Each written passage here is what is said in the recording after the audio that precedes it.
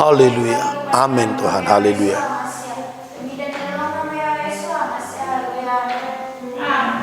Amin. Oke, silakan duduk. Salam. Oke, kita akan lanjutkan lagi. Belajar terus ya. Mengenal kehendak Elohim. Nah, jadi berdasarkan ayat-ayat nats kitab suci, disitulah kita harus membangun iman kita di dalam firman itu, di atas firman. Nah, kita sudah diselamatkan oleh anugerah Elohim, oleh penebusan Yeshua Mashiach. Tetapi untuk mengerjakan keselamatan itu kita harus taat. Kita harus rela melakukan perintah-perintahnya. Amin. Oke. Hari ini kita akan belajar satu tokoh pribadi yang berkenan kepada Bapa Yahweh. Di sepanjang Alkitab hanya dua orang, dua pribadi yang Bapa Yahweh mengakui aku berkenan kepadanya. Yang pertama adalah pribadi anak manusia itu sendiri, anak Elohim, Yeshua Mashiach, ketika dibaptis di Sungai Yordan. Dalam Matius pasal 3 itu ayat 17, Bapa Yahweh berseru dari sorga, inilah anak yang kukasihi, kepadanya aku berkenan, dengarkanlah dia. Tetapi ada manusia biasa, saya katakan manusia biasa, karena dia sama seperti kita. Dan dia pada awalnya bukan orang yang terkenal, dia bukan dari kaum bangsawan, ayahnya adalah seorang petani biasa, orang sederhana, namanya Isai. Dan dia anak yang bungsu dari 8 bersaudara. Siapakah dia? Kerjanya hanya menggembalakan kambing domba bapaknya, Daud. Mengapa seorang Daud bisa menjadi orang yang berkenan di hati Bapa Yahweh, seolah-olah sama seperti Yeshua Mashiach? Kita akan pelajari rahasia hidupnya. Tapi sebelumnya coba kita baca dulu Kisah Rasul 13. Kisah Rasul 13 ayat yang ke-22. Kalau Daud bisa, berarti pun kita juga bisa. Kisah Rasul 13 ayat 22, 1, 2, ya. Setelah Saul disingkirkan, Elohim mengangkat Daud menjadi raja mereka. Tentang Daud, Elohim telah menyatakan, aku telah mendapat Daud bin Isai, seorang yang berkenan di hatiku dan yang melakukan segala kehendakku. Aku telah menemukan Daud bin Isai, seorang yang berkenan kepada aku. Alangkah indahnya pengakuan ini, oh luar biasa. Alangkah luar biasa, itu pengakuan dari Raja Sorga sendiri, dari Bapa Yahweh sendiri. Seorang yang biasa menggembalakan kambing domba, yang biasa tinggal di padang gurun, menghadapi teriknya matahari, menghadapi ganasnya padang gurun, menghadapi serigala, beruang yang mau menerkam domba-dombanya. Bapa Yahweh menemukan jiwa yang disukai oleh Bapa Yahweh. Emangnya apa yang dilakukan Raja Daud? Dia ketika itu kan belum Raja Daud, tapi di padang gembala itu dia suka bermazmur kepada Bapa Yahweh. Mazmur dia yang sangat terkenal itu ya, Mazmur 23. Semua orang hampir tahu mazmur ini. Yahweh adalah gembalaku, takkan kekurangan aku, dan seterusnya. Dia membaringkan aku di padang yang berumput hijau. Dia membimbingku ke air yang tenang. Dia meneguhkan jiwaku. Dia di jalan yang benar, oleh karena namanya, sekalipun aku berjalan dalam lembah kekelaman, aku tidak takut bahaya, sebab Engkau besertaku. Haleluya. Seorang anak gembala kok bisa berkenan kepada Bapa Yahweh? Ternyata ada rahasia yang lain. Apa itu? Kita lihat pengakuan dia. Mazmur 40 ayat yang ke-9. Haleluya. Mazmur 40 ayat yang ke-9.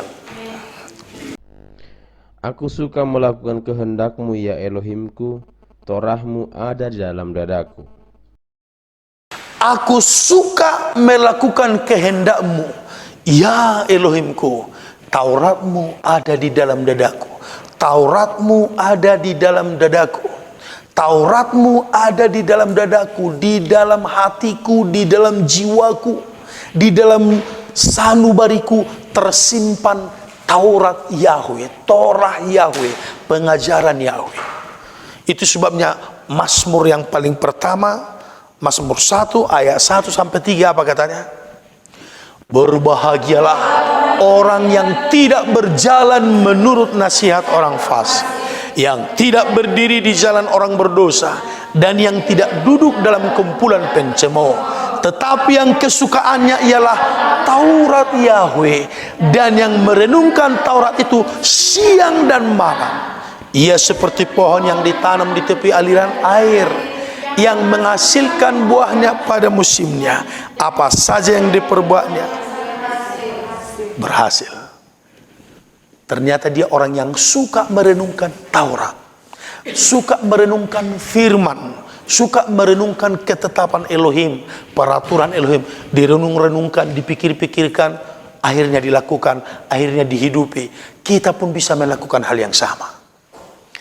Kalau kita mau, kalau kita cinta firman Bapa Yahweh, kalau kita cinta Torah Yahweh, pengajaran Bapa Yahweh, kita renung-renungkan di hati kita, kita pikir-pikirkan, akhirnya kita lakukan. Itu yang menguatkan kita untuk berdiri teguh di atas iman. Amin. Iman kita harus berlandaskan firman. Jangan yang tidak berdasarkan firman. Harus berlandaskan firman. Ada tertulis. Yahshua ketika menghadapi pencobaan di padang gurun, semua dihadapi dengan berkata, ada tertulis. Ketika setan datang, Yahshua lagi lapar, kalau engkau betul anak Elohim, jadikanlah batu ini menjadi roti. Dia berkata, ada tertulis, manusia hidup bukan dari roti saja, tetapi dari setiap perkataan yang keluar dari mulut Elohim. Jadi kalau kita melandaskan hidup kita di atas perkataan Elohim, apa yang keluar dari mulut Elohim, iman kita akan kokoh, teguh, tak tergoyahkan. Orang lain bisa menyimpang. Itu sering itu di WhatsApp ya, di grup WhatsApp, jalan menyimpang itu. 1000 orang pergi ke jalan yang sini, sendiri dia di sini. Dia berjalan terus. Sebenarnya berjalan sendiri itu nggak enak sih. Sepi, sunyi, gak ada kawan, sedih. Tetapi itulah jalan Tuhan. Jalan ke surga itu sempit dan sesak. Udah sempit, sesak lagi. Sedangkan jalan menuju kebinasaan itu lebar dan luas, dan banyak orang berjalan di situ. Karena nggak ada penyangkalan diri di situ. Mereka nggak perlu menyangkal diri, apa yang mereka mau ya lakuin. Nggak ada penyangkalan diri. Semua mereka melakukan kalau enak di dirinya, udah benar lah itu. Kalau enak bagi diri mereka, udah mereka anggap benar.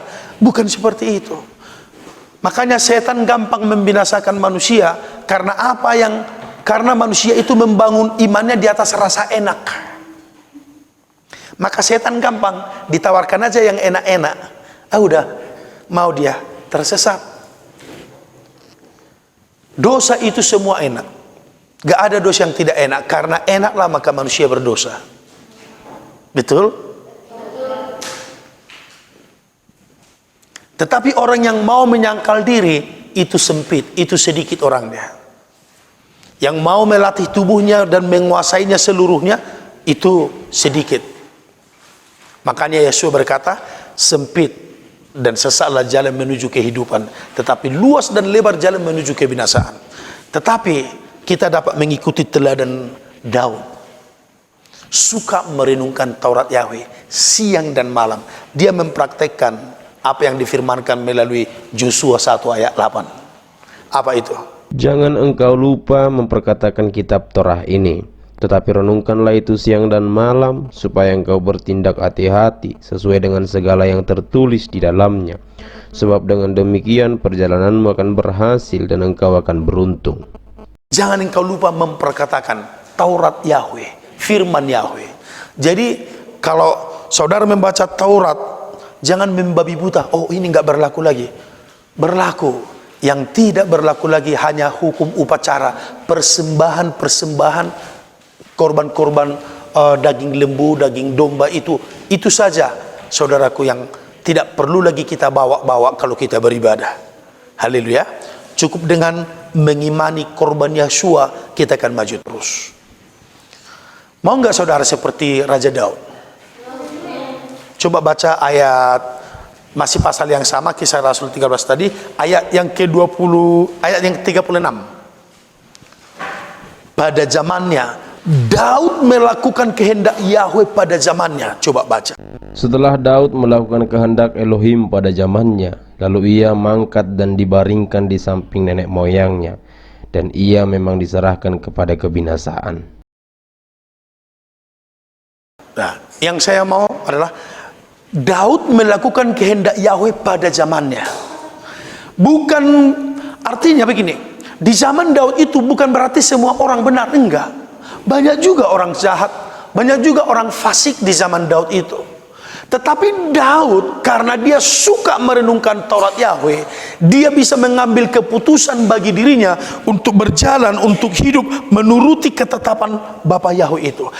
Kita juga bisa melakukan hal yang sama. Biarlah Bapa Yahweh berkata, Herman melakukan kehendak Elohim pada zamannya, misalnya, ya kan? Mengampu lumban toruan melakukan kehendak Bapa Yahweh pada zamannya.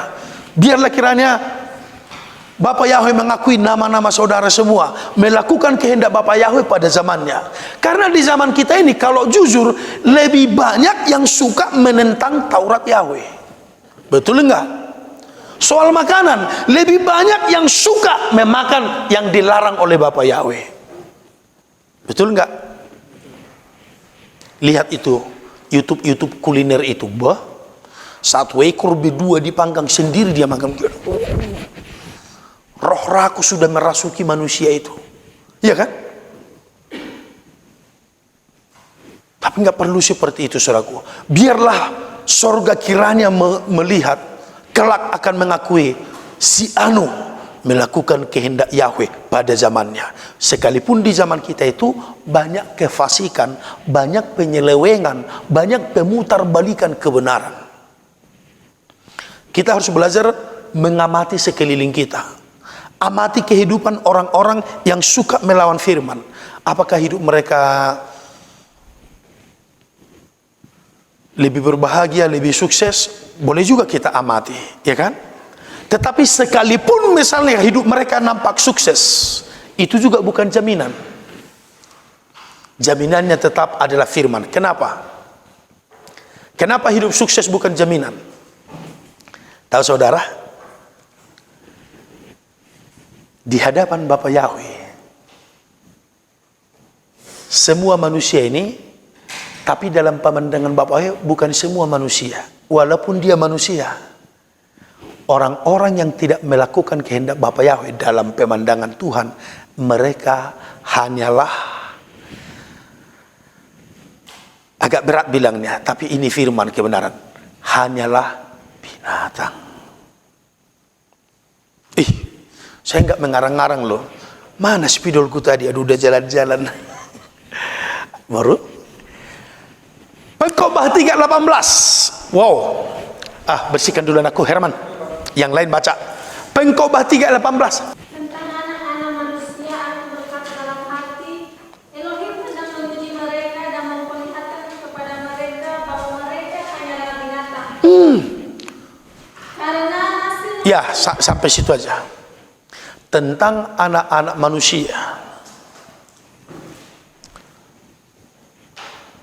Elohim hendak menunjukkan kepada mereka, mereka hanyalah binatang. Kiranya kita jangan menjadi sama seperti binatang. Amin. Apa bedanya binatang dengan manusia? Apa persamaannya? Ada enggak manusia hidup seperti binatang? Tak bermoral, tak ada aturan. Ya kan? Apalagi kalau berat ya membilangkannya ya. Tetapi ya ini firman kan, harus disampaikan toh. Ya kan?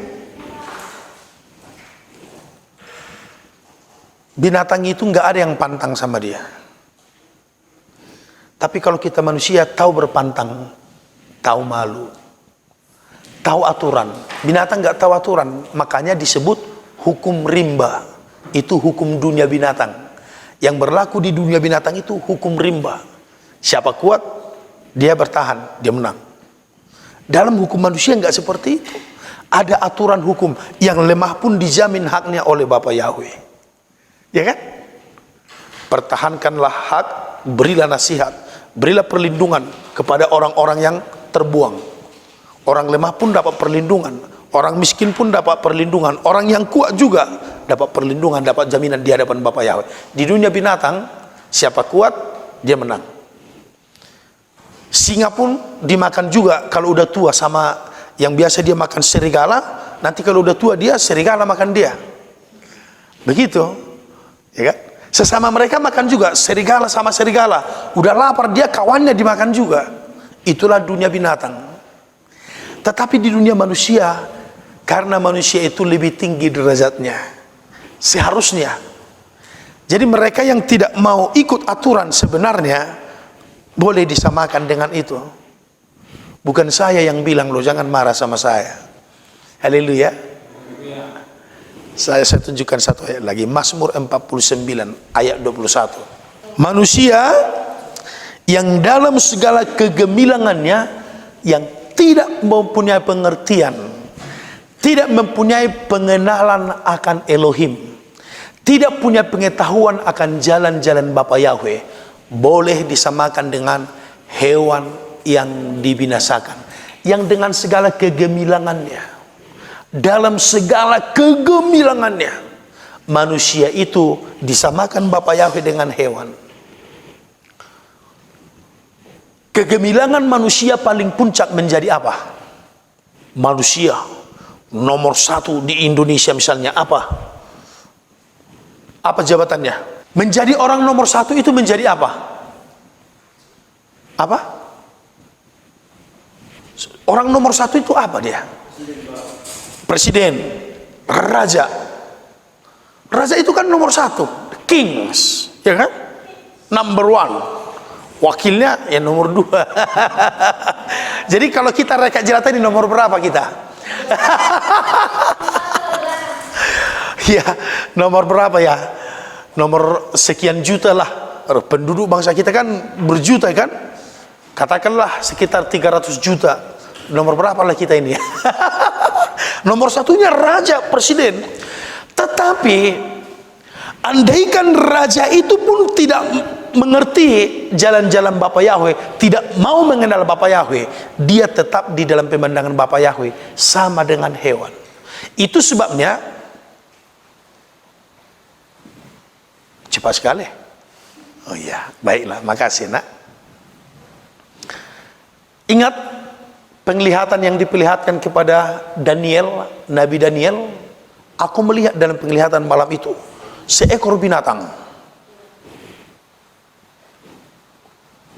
Muka singa, badan macan tutul, tapi punya 4 sayap. Lalu dia terbang menjelajah bumi dengan sangat cepat. Nah, saudara tahu makna daripada penglihatannya itu siapa itu? Itu berbicara tentang seorang raja manusia yang agung, tetapi tetap di dalam penglihatan itu Tuhan menunjukkan kepadanya binatang, bukan manusia loh. Padahal itu adalah metafora, gambaran daripada seorang manusia, raja yang agung di zamannya. Siapa itu? Punya 4 sayap,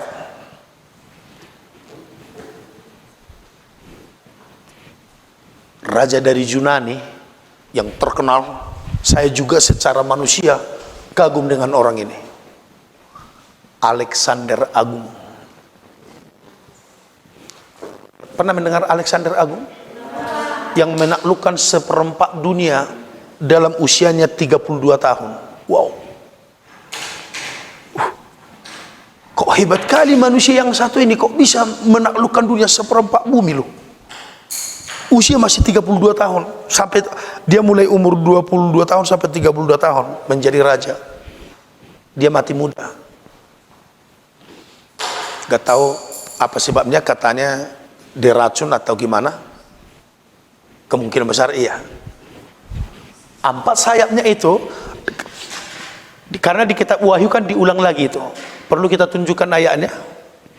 4 tanduk itu berbicara 4 jenderalnya. Setelah tanduk yang satu itu patah, dia mati, 4 jenderalnya itu membagi-bagi wilayah jajahan mereka itu, yang udah mereka taklukkan itu. Yang satu tinggal di Yunani, yang satu di Mesir, yang satu di sebelah utara Syria sampai ke Asyur sana, satu lagi saya lupa daerah mana. Tapi kemudian yang menjadi terkenal itu raja negeri yang disebut raja negeri selatan dan raja negeri utara yang di Alkitab. Semua itu adalah raja, tetapi Tuhan menunjukkan kepada Daniel mereka sebagai binatang. Apalagi ya di atas raja? Enggak ada lagi di atas raja. Raja lah paling mulia di antara manusia. Tetapi Yahweh berkata, manusia yang dalam segala kegemilangannya tidak mengenal Bapa Yahweh, tidak mau mengikuti aturan Bapa Yahweh, mereka boleh disamakan dengan hewan yang dibinasakan. Ada lagi, aku melihat seperti seekor beruang yang 2 rusuk, 2 atau 3 rusuk itu masih ada di giginya itu.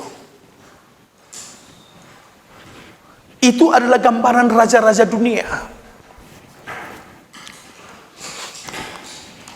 Tahu kisah ini kan? Di Spiani yang lain tahu? Ayo kita bacalah kalau begitulah. Daniel berapa? Ayat berapa? Mulai Daniel 7 lah ya. Mulai ayat 1 aja maksud saya. Biar mengerti kita saudara. Aku udah kaya, aku udah jadi penguasa, aku udah begini-begini. Itu bukan ukuran. Itu sebabnya tetaplah miliki pendirian, lakukan kehendak Elohim, lakukan sesuai firman. Tak peduli orang ikut atau tidak ikut, bukan itu ukurannya. Tetapi lebih bagus memang kalau ada kawan, lebih enak. Pasti lebih enak kalau ada kawan. Tapi andai kan tidak ada kawan, apa boleh buat? Ya kan? Mengikut Yahshua keputusanku, mengikut Yahshua keputusanku, mengikut Yahshua keputusanku. Ku tak ingkar, ku tak ingkar. Walau sendiri tetap ku ikut, walau sendiri tetap ku ikut, mengikut Yahshua keputusanku. Ku tak ingkar, ku tak ingkar. Andaikan hanya sendiri pun tetap tidak ingkar, tidak berkhianat, tetap ikut Yeshua, melakukan kehendaknya, melakukan peraturannya. Coba dibaca dulu Daniel pasal yang ke-7 mulai ayat 1 dulu. Pada tahun pertama pemerintahan Belshazzar, Raja Babel, bermimpilah Daniel dan mendapat penglihatan-penglihatan di tempat tidurnya. Lalu dituliskannya mimpi itu, dan inilah garis besarnya. Garis besarnya. Siapa Belshazzar? Belshazzar itu Raja Babel, anaknya Nebukadnezar. Setelah Nebukadnezar meninggal, Belshazzar menjadi raja. Tapi Belshazzar ini orang yang tidak menghormati Bapa Yahweh. Jadi bapaknya Nebukadnezar kan menawan orang-orang Yehuda dari negeri Yehuda dibawa ke Babel, dan juga merampas peralatan-peralatan baik suci, termasuk bokor-bokor emas, cangker-cangker emas yang biasa dipersembahkan kalau untuk korban curahan itu kan dari emas loh. Kalau orang Israel itu mempersembahkan korban curahan itu dari emas, cawan emas murni, bukan dari kaleng-kaleng, bukan dari tembaga, dari besi, dari emas. Itu dicurahkan di hadapan Elohim begini. Kalau anggur wangi semerbak. Jadi Belshazzar ini tanpa segan-segan dia pakai sendiri bersama dengan staf-stafnya, dengan gundik-gundiknya, dengan istri-istri. Berfoya-foya lah, ogah-ogah, tanpa menghormati itu. Itulah yang muncul hanya tangan. Hanya tangan ini muncul. Hanya ini. Gak nampak orangnya. Menulis. Apa tulisannya? Mene Tekel Ufarsin.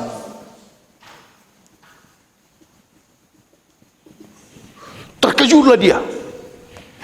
Terkejut sampai kayak orang mati. Itu. Lalu disuruhlah membaca semua apa itu? Tahu membacanya tapi nggak ada yang tahu artinya. Kan bisa dibaca, cuma apa artinya nggak ngerti. Sampai akhirnya dipanggil lagi. Ditanyalah, siapa yang bisa mengartikan ini? Lalu datanglah staf-stafnya kan. Tuanku Raja, dahulu di zaman ayah Tuanku Nebukadnezar ada seorang yang dipenuhi roh ilahi. Dia dapat menafsirkan semua mimpi dan tidak ada bagi dia yang rahasia. Siapa itu? Daniel, orang Ibrani itu. Dipanggil. Datanglah dengan hormat. Ya Tuan Raja, bukan aku sesungguhnya, Elohim yang di sorga lah akan membukakan semua rahasianya. Ditunjukkanlah mene tekel uparsin, artinya Raja, Tuanku, apa katanya, masa pemerintahan Tuanku telah dihitung dan telah diakhiri, padahal hanya, kalau saya nggak salah itu hanya 2 tahun. Dan Tuanku ditimbang dan didapati dalam neraca dan didapati terlalu ringan. Jadi diadili Tuhan seperti kapas, dia ringan dia. Lebih gimana lah menjelaskannya ya. Pokoknya ditimbang terlalu ringan, artinya begini. Perbuatan baiknya, amalnya, sedekahnya, penghormatan dia kepada Elohim itu tidak ada, hampir tidak, ringan sekali. Akhirnya diakhiri saja oleh Elohim. Jadi hidup kita ini semua ditimbang Tuhan loh, saudaraku. Artinya ditimbang, diperhatikan, diukur. Walaupun orang paling jahat, kalau di dalam diri orang itu masih ada kebaikan, itu nggak langsung dibinasakan Tuhan, betul? Betul. Haleluya. Pernahkah kalian tahu orang jahat tapi melakukan kebaikan? Siapa misalnya? Ada banyak tokoh seperti itu. Yang paling terkenal adalah pahlawannya Inggris, film Inggris itu siapa itu? Robin Hood. Robin Hood, dia merampas orang-orang kaya, lalu emasnya dibagi-bagi sama orang miskin.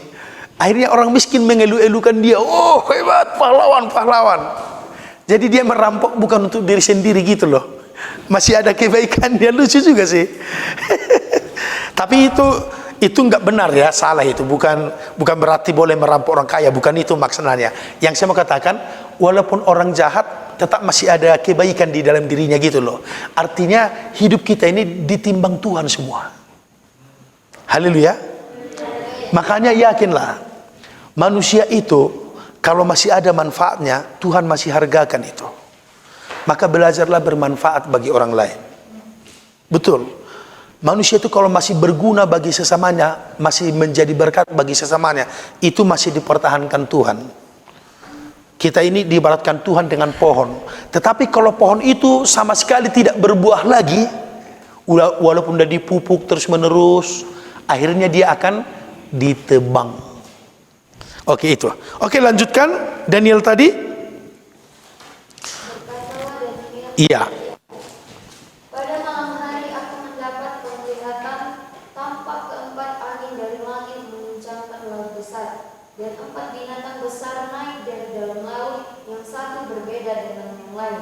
Terus. Yang pertama rupanya seperti seekor singa, dan mempunyai sayap burung rajawali. Aku terus melihatnya sampai sayapnya tercabut, dan ia terangkat dari tanah dan ditegakkan pada 2 kaki seperti manusia, dan kepadanya diberikan Hati manusia. Tahu saudara, ini gambaran siapa? Gambar dari raja kerajaan Babel, Nebukadnezar sendiri. Jadi 4 raja ini adalah mewakili 4 kerajaan besar. Itu menggambarkan Raja Babel, Nebukadnezar, yang pernah membuat patung dirinya sendiri, semua orang harus menyembah. Kepalanya dari emas, leher dadanya dari perak, pinggang sama pahanya dari tembaga, kaki dari besi, dan perunggu campuran logam-logam yang lain yang keras. Itu gambar 4 kerajaan yang menguasai bumi. Dan ini sudah berlalu semua, sudah tergenapi. Tetapi semua mereka digambarkan sebagai binatang, padahal raja loh. Jadi kalau enggak raja lagi, digambarkan sebagai apa lagi? Tapi ini binatang yang masih lebih mulia yang satu ini. Karena Nebukadnezar itu pada akhirnya mengakui kekuasaan Bapa Yahweh. Dia pernah dijadikan Bapa Yahweh karena dia pernah menentang dengan congkak dia. Oh, ini kuasaku semua yang menjadikan ini. Tiba-tiba diambil Tuhan hati manusianya, digantikan dengan hati binatang. Makan rumput dia seperti binatang. Sampai diungsikan dari kerajaan, diikat kakinya selama berapa? 7 masa. 7 masa itu apakah 7 bulan, apakah 7 tahun? 70 tahun enggak mungkin, udah tua kali dia, udah mati duluan. Pokoknya 7 masa, bayangkan. Tapi akhirnya setelah dia mengakui kekuasaan yang maha tinggi itu, dia mengakui dengan rendah hati, sesungguhnya engkau yang maha kuasa. Bapak Yahweh mengampuni dia. Padahal dia raja kafir loh. Haleluya. Tapi mengakui, mengerti kekuasaan Elohim. Dikembalikanlah kepada dia hati manusianya lagi. Dibawa lagi ke istananya. Oke, yang kedua lanjutkan. Yang kelima, ayat kelima maksud saya. Dan tampak ada seekor binatang yang lain, yang kedua rupanya seperti beruang. Ia berdiri pada sisinya yang sebelah, dan 3 tulang rusuk masih ada di dalam mulutnya di antara giginya. Dan demikianlah dikatakan kepadanya, ayo, makanlah daging banyak-banyak. Yang digambarkan sebagai beruang ini adalah kerajaan Media Persia. Dengan rajanya yang terkenal ketika itu, Cyrus. Tetapi yang kemudian diakhiri oleh Raja Kores Agung. Di dalam pemerintahan Raja Kores lah orang Israel disuruh kembali ke negerinya, ke tanah Yehuda, ke Israel. Ayo orang-orang Yehuda yang dulu dibuang ke Babel, ayo sekarang boleh kalian pulang. Bukan hanya boleh pulang, Raja Kores membiayai dari istana mereka sendiri. Padahal kafir toh. Tapi mereka tetap menghormati Bapak Yahweh. Ini yang luar biasa. Apalagi baru setelah Raja Artaxerxes juga. Raja Kores ya, di zaman Raja Kores, Nehemia, Esra kembalilah ke tanah Yehuda dengan perbekalan dari kerajaan, khususnya Bupati Nehemia. Itu. Tapi mereka kok digambarkan sebagai binatang ya. Lanjutkan lagi. Kemudian aku melihat tampak seekor binatang yang lain, rupanya seperti macan tutul, ada 4 sayap burung pada punggungnya. Lagi pula binatang itu berkepala 4 dan kepadanya diberikan kekuasaan. Ini kerajaan Yunani dengan raja yang terkenal Alexander Agung tadi. 4 kepalanya itu menggambarkan 4 jenderalnya. Setelah dia mati, 4 jenderalnya yang kemudian membagi-bagi wilayah jajahan mereka itu. Jadi semua mereka digambarkan dengan binatang. Ayat yang seterusnya 7. Kemudian aku melihat dalam penglihatan malam itu, tampak seekor binatang yang keempat yang menakutkan dan mendahsyatkan. Dan ia sangat kuat, ia bergigi besar dari besi. Ia melahap dan meremukkan, dan sisanya diinjak-injaknya dengan kakinya. Ia berbeda dengan segala binatang yang terdahulu. Lagi pula ia bertanduk setinggi. Siapa ini? Kerajaan Romawi. Percampuran dari bangsa-bangsa. Tapi yang meremukkan, menghancurkan lebih ngeri daripada semua kerajaan yang terdahulu. Roma juga telah menguasai berbagai belahan dunia. Yang akan muncul nanti lagi adalah New Romans Kingdom, kerajaan New Roman, Roma yang baru. Jadi semua kerajaan ini digambarkan sebagai binatang. Yang saya maksudkan, nah firman Tuhan tadi, manusia yang tanpa pengertian, firman Bapa Yahweh berkata, boleh disamakan dengan hewan yang dibinasakan. Sekalipun raja-raja, kalau tidak bertobat, tidak mengakui yang maha tinggi, disamakan dengan itu. Apalagi lah kita ini rakyat jelata, rakyat biasa. Betapalah kita harus merendahkan hati kita untuk mengasihi Bapa Yahweh, untuk mau melakukan kehendak Bapa Yahweh. Amin. Nah kita lanjutkan, kita ikuti teladan Raja Daud lagi. Mazmur 143 ayat 10. Mazmur 143 ayat 10. Apa katanya? Adalah melakukan kehendak-Mu sebab Engkau melindungiku, kiranya Engkau yang baik itu menuntun aku di kanan-Mu. Ajarlah aku melakukan segala kehendak-Mu. Bapa Yahweh sudah berkehendak, inilah yang boleh kau makannya. Itu kehendak Bapa Yahweh.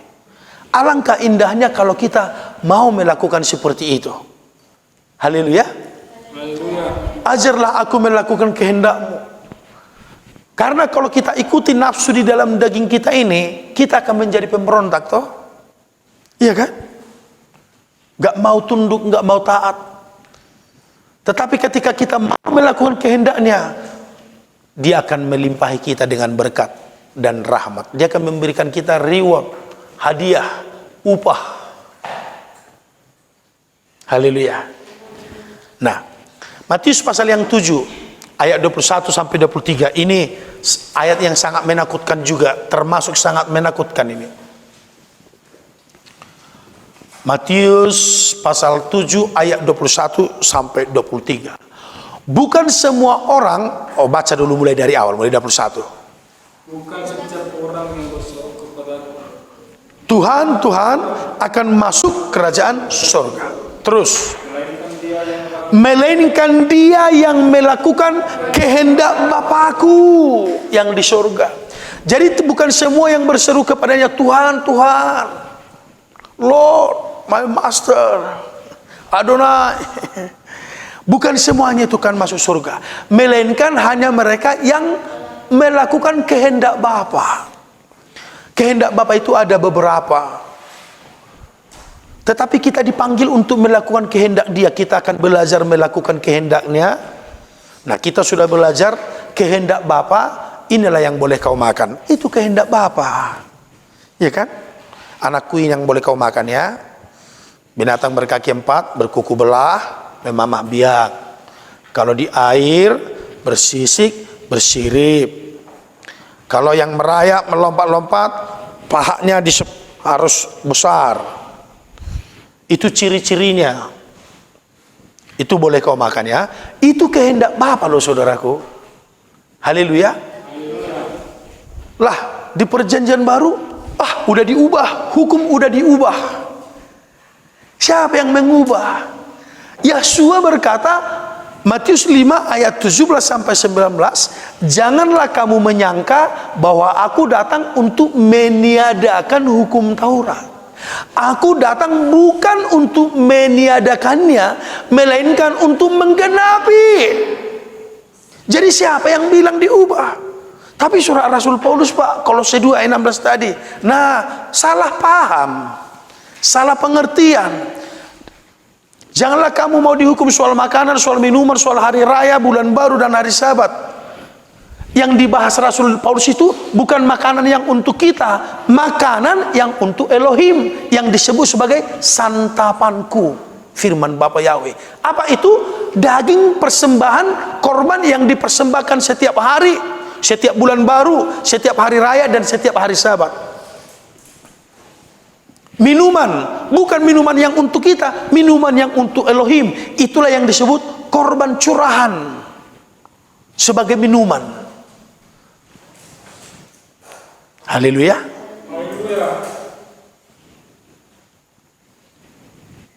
Kehendak Elohim itu tidak berubah dari awal sampai akhir. Dia hanya menyempurnakannya. Karena korban binatang itu tidak sempurna, harus digantikan dengan korban yang sempurna, yaitu persembahan tubuh anaknya sendiri, yang merelakan diri menjadi korban di kayu salib. Haleluya. Pengudusan Elohim dari awal sampai akhir tidak berubah. Itu sebabnya Imamat 11 itu diulang lagi, dikutip lagi oleh Rasul Petrus di suratan 1 Petrus 1 ayat 14 sampai 16 tadi. Kuduslah kamu sebab aku ini kudus. Itu adalah kutipan dari Imamat pasal 11 ayat 44 dan 45. Haleluya. Jadi tidak berubah kehendaknya soal makanan. Aku mau menggunakan kehendak bebasku lah, Pak, suka-sukaku. Ya, kalau soal itu terserah, itu hak Anda. Tetapi pasti akan didiskualifikasi. Tahu didiskualifikasi? Apa itu? Dikeluarkan dari grup.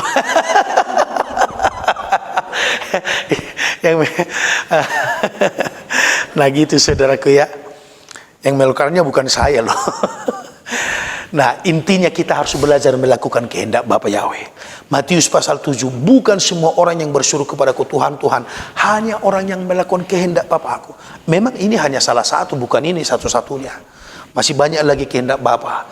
Memberitakan Injil itu adalah kehendak Bapa. Beritakan Injil kepada segala makhluk, amin. Itu. Jadi, tetapi kita sebelum memberitakan Injil harus kuat dulu di dalam diri kita, kan? Pondasi di dalam diri kita harus kuat dulu. Gimana kita memberitakan Injil kepada yang lain kalau di dalam diri kita enggak kuat? Seperti Rasul Paulus yang bilang tadi. Udah kita baca enggak ayat itu tadi?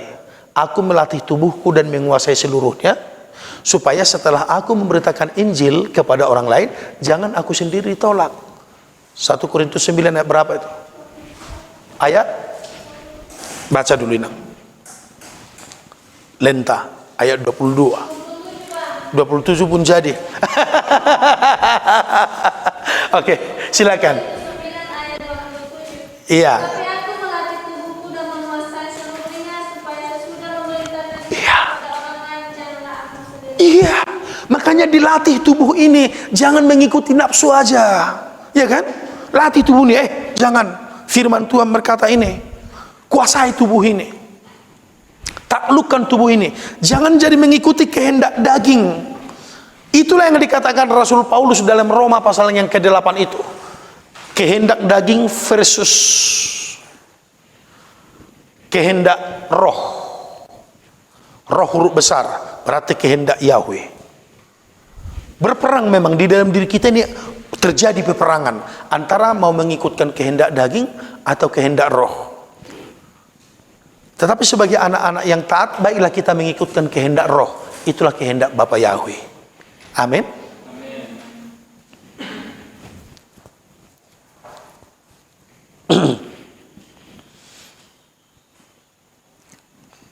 Pada hari-hari terakhir banyak orang akan berkata, Tuhan, bukankah kami sudah bernubuat demi namamu?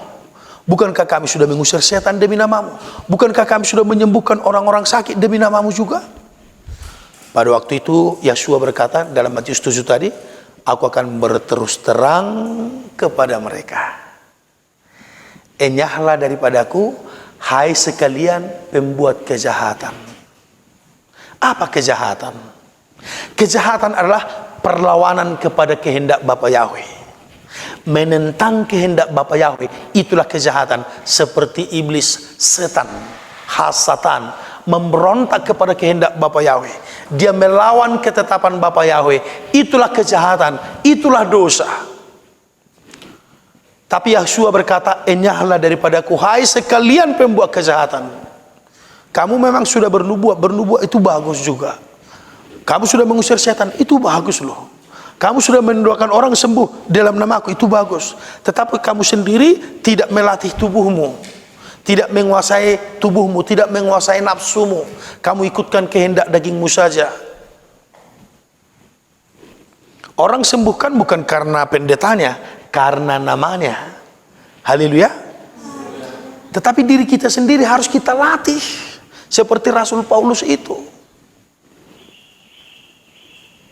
Haleluya. Haleluya. Harus kuasai. Tapi Pak, pendeta Sianu masih makan. Itu tadi. Bapak-bapak pendeta bukan ukuran, bukan jaminan. Firman yang jadi tolak ukur. Firman Bapak yang jadi tolak ukur. Amin. Bukan pendapat profesor, doktor, tokoh-tokoh filsafat, tokoh-tokoh dunia.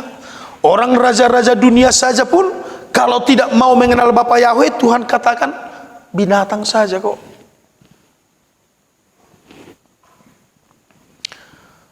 Haleluya. Agak keras banget ya. Tapi itulah firman. Makanan keras. Ya. Supaya kita semua selamat. Itu intinya. Matius 12 ayat yang ke-50. Sebab siapapun yang melakukan kehendak Bapakku yang di surga, dialah saudaraku laki-laki, dialah saudaraku perempuan, dialah ibuku. Itu dikatakan Yeshua ketika dia sedang mengajar, sedang berkhotbah. Muridnya berkata, guru, ibumu datang katanya. Ibumu manggil-manggil kau katanya. Saudaramu datang. Karena saudaranya sendiri nggak percaya kepada dia ketika itu. Bahkan saudaranya sendiri puluh. Iya silakan. Matius 12 ayat 50. Baca di sembilan. Sebab siapapun yang melakukan kehendak Bapakku di surga, dialah saudara laki-laki, dia saudaraku laki-laki, dialah saudara perempuan, dialah ibu. Haleluya. Karena saudaranya sendiri berkata, dia sudah gila katanya. Dia sudah tidak waras, ada ayatnya loh. Tidak percaya ketika itu. Tapi kemudian saudaranya itu bertobat. Siapa itu?